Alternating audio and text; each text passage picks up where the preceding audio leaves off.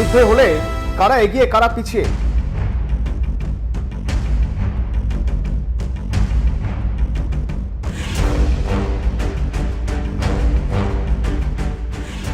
পাকিস্তান সামরিক দিক থেকে শক্তিশালী প্রথম 10টি দেশের মধ্যেই নেই।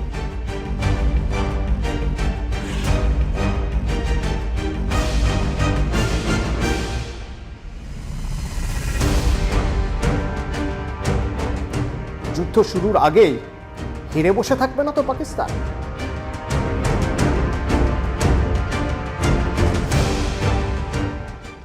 যুদ্ধ কি তাহলে হবে? যুদ্ধের জন্য প্রস্তুতি কতটা? পাকিস্তান জানাচ্ছে তারা পুরোপুরি প্রস্তুত যে কোনো রকম পরিস্থিতির জন্য। ভারত তো জলযুদ্ধ শুরু করেই দিয়েছে, অর্থাৎ সিন্ধু জল চুক্তি স্থগিত করে দিয়েছে।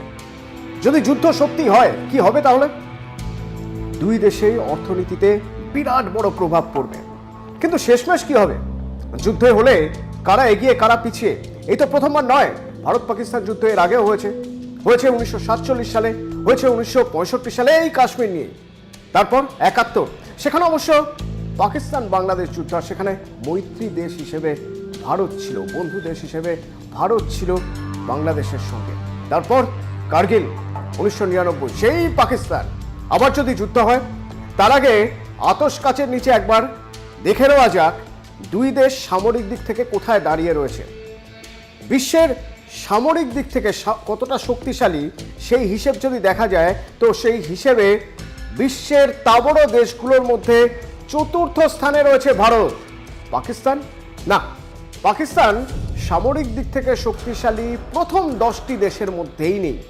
পাকিস্তান 12 নম্বর জায়গায় রয়েছে।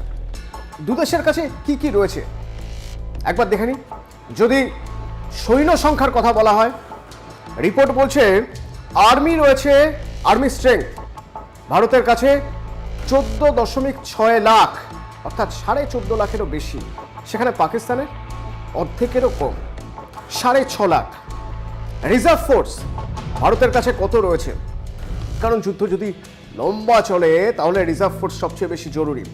11.6 লাখ পাকিস্তানের কাছে, সেই অর্ধেকের কম, 5.5 লাখ। প্যারামিলিটারি ভারতের কাছে আছে 25.3 লাখ, পাকিস্তানে 5 লাখ।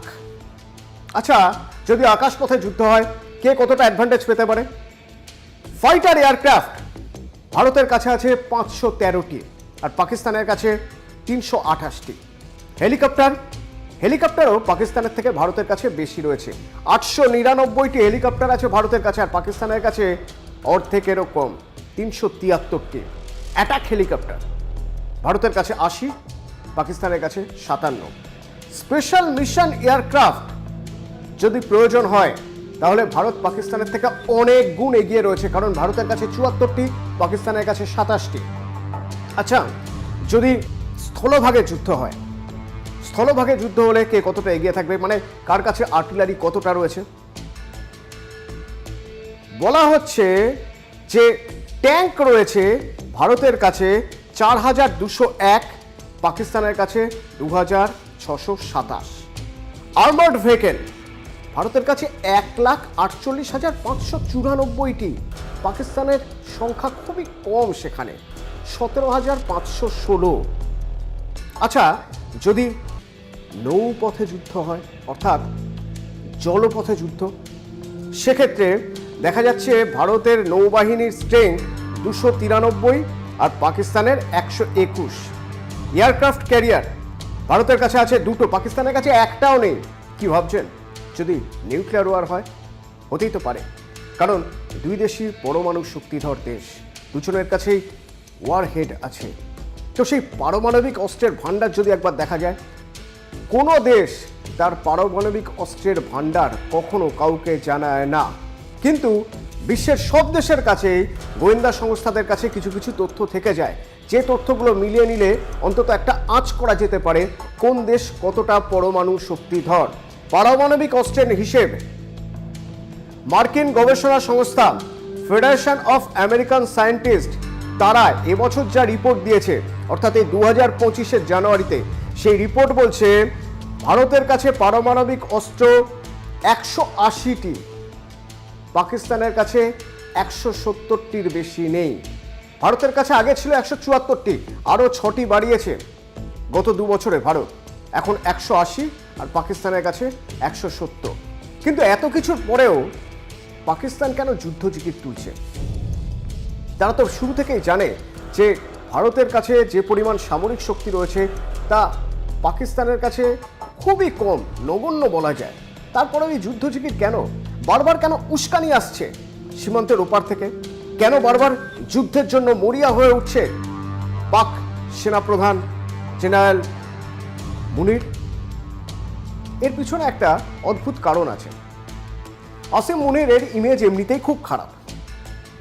ইমরান খানের গদি থেকে সরে যাওয়া এবং তার পরবর্তী যে পরিস্থিতি তৈরি হয়েছে পাকিস্তানের, তার জন্য অনেকেই, সেনার মধ্যে থেকেও অনেকেই আসিম মুনিরকে দায়ী করে।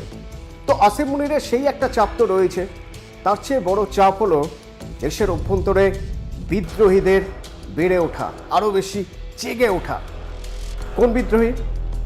হিসেব করে দেখতে গেলে পাকিস্তানের এমন একটা পরিস্থিতি যাতে পাকিস্তান হয়তো দুভাগে ভাগ হয়ে যেতে পারে। হ্যাঁ, কূটনীতিবিদদের অনেকে বলছেন যে পাকিস্তান ভাগ হয়ে দুটো আলাদা দেশ হয়ে যেতে পারে। তার কারণ যারা লড়ছেন সেই বিদ্রোহীরা দেশের মধ্যে থেকেই তারা বলছেন তারা স্বাধীনতার জন্য লড়ছেন। কারাই বিদ্রোহী? একদিকে বালুচিস্তান, স্বাধীন বালুচের দাবি করছেন তারা। বালুচিস্তানে কদিন আগেই বালুচিস্তানে কত বড় হামলা হয়েছে ট্রেনে, আপনাদের মনে আছে। আরেকদিকে খাইবার পাখতুনখোয়া। এই খাইবার পাখতুনখোয়ার অনেক মানুষ এখনো পর্যন্ত বিশ্বাস করেন তারা আফগানিস্তানের সঙ্গে রয়েছেন, তারা আফগানিস্তানের সঙ্গে থেকে যেতে চান বা স্বাধীন রাষ্ট্রের জন্য তারা দাবি করছেন। অর্থাৎ পাকিস্তানের সঙ্গে তারা কোনোভাবেই থাকতে চাইছেন না। উত্তর দক্ষিণ দুদিকেই অশান্তি পাকিস্তানে। তো উত্তরে বিদ্রোহীরা রয়েছে খাইবার পাখতুনখোয়ায়, সেখানে বিদ্রোহীরা তারা চাইছেন হয় পাকিস্তানের সঙ্গে, আফগানিস্তানের সঙ্গে চলে যেতে, পাকিস্তানের সঙ্গে সব সম্পর্ক ছিন্ন করে, বা তাদের আলাদা রাষ্ট্র দরকার। এদিকে বালুচিস্তান চাইছে পাকিস্তানের সঙ্গে কোনো সম্পর্ক না রাখতে। যদিও চীনের মদতে তাদের কোনো মতে এক জায়গায় করে রাখার, পাকিস্তান ধরে রাখার একটা চেষ্টা চলছে, বা সেটাই বা কতদিন। সেক্ষেত্রে পাকিস্তানের উত্তর থেকে দক্ষিণ, পূর্ব থেকে পশ্চিম এক সুরে যদি বাঁধতে হয় তাহলে চরম ভারত বিরোধিতার সুর ছাড়া আর কোনো সুর পাকিস্তানের হাতে নেই, পাক সেনা প্রধানের হাতে নেই। যদি যুদ্ধ জিগির তুলে, চরম ভারত বিরোধিতার হাওয়া তুলে পাকিস্তানের ওই বালুচ প্রদেশে যিনি আছেন আর যিনি খাইবার পাখতুনখোয়াতে আছেন, তাদের সবাইকে এক মন্ত্রে এক জায়গায় উদ্বুদ্ধ করতে পারেন যে দেশ আগে, দেশের সেনা আগে, তাহলে হয়তো পাকিস্তান এবার ভাগ হয়ে যাওয়ার হাত থেকে বেঁচে গেলেও যেতে পারে। তো সেই মরিয়া চেষ্টাই কি করছেন পাকিস্তানের সেনা প্রধান? তা না হলে তার এত উস্কানি কেন? তার উস্কানি, তার সেই উস্কানির পরেই পেহেলগাঁওয়ে এরকম হামলা, জঙ্গি হামলা, এবং তারপরেও ওপার থেকে উস্কানি থামছে না। বলা হচ্ছে যে যদি জল বন্ধ করে দেওয়া হয় তাহলে রক্ত বইবে। भारत को कहना चाहूंगा कि सिंधु हमारा है और सिंधु हमारा रहेगा। या इस दरिया से हमारा पानी बहेगा या उनका खून बहेगा। এই বারবার উস্কানি দিয়ে একটা যুদ্ধ জিগির তোলার পিছনে কারণ কি? কারণ খুব সহজ। পাকিস্তান চাইছে তাদের অভ্যন্তরীণ বিদ্রোহ, সেই সব বিদ্রোহ ধামাচাপা দিয়ে চরম ভারত বিরোধিতার সুর তুলে একবার অন্তত পুরো দেশকে এক সুতোয় বাঁধতে এবং অন্য সব বিষয় থেকে নজর ঘুরিয়ে দিতে। কিন্তু আলটিমেটলি শেষমেশ কি সেটা সম্ভব হবে? তার কারণ যদি যুদ্ধ পরিস্থিতি তৈরি হয় তাহলে দুই দেশের অর্থনীতিতে যে প্রভাব পড়বে, সেই প্রভাব, সেই ধাক্কা হয়তো 140 কোটির ভারত সামলে নিতে পারবে। পাকিস্তান পারবে? পাকিস্তান অর্থনৈতিকভাবে এমনিতেই দেউলিয়া হয়ে রয়েছে। চীনের কাছ থেকে অর্থ সাহায্য নিতে হচ্ছে, বিভিন্ন দেশের থেকে অর্থ সাহায্য নিতে হচ্ছে, আবার কিছু কিছু দেশ কোনো রকম সাহায্যই করতে চাইছে না। তার কারণ পাকিস্তান জঙ্গিদের যে মদদ দেয় তার সুস্পষ্ট প্রমাণ তাদের হাতে রয়েছে বলে। এইরকম একটা জায়গায় একটা যুদ্ধ চালাতে গেলে যে পরিমাণ আর্থিক ক্ষতির মুখে পড়তে হবে তা কি আদৌ পাকিস্তান সামলাতে পারবে? যুদ্ধ শুরুর আগেই হেরে বসে থাকবে না তো পাকিস্তান?